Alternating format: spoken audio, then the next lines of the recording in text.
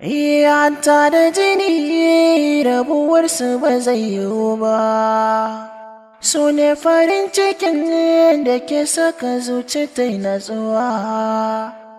Tamkar ɗan adam haka so yake rayuwa, jini da jijiya dubi sun kasa muruwa.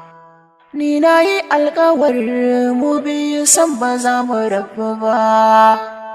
So ya yi sansani a cikin jiki ya saborin ji, kira na ke ta yi taho mu zauna guri ɗaya, na shirya zantukan da zanayi wa soyayya. Matukan in dai za ka ci gaba da tare min hanya so dubu, ni kuma ba zan fasa magan fuskan nan taka so dubu ba.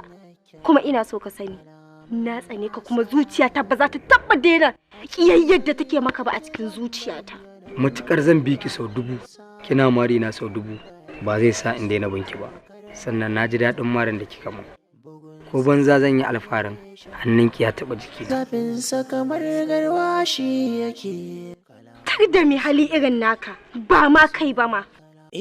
Kalaman soyayya tun daga zuciya na tsara. Barin juya muke ɗayan kuma tanki mara. Matukar kin tsane ni. Nuri kalaman soyayya. Ka cuce ni. Ba zan taɓa mantawa da kai ba. Allah ya isa tsakanina da kai. Kamar Laila Majnun nake buƙatar mu kasance. Mu ɗan kafa tarihi har ma da mu ayi kwatance. Wannan kalmar da kika faɗa sai na kamar kin ce kina so. Yau Talata zan yi farin cikin marina da kika yi.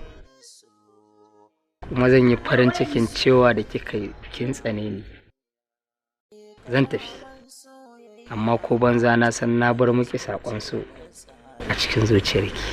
A raina ke na aje kin zama hasken annuri, kalaman soyayya akan ki yau ni na yi tsari.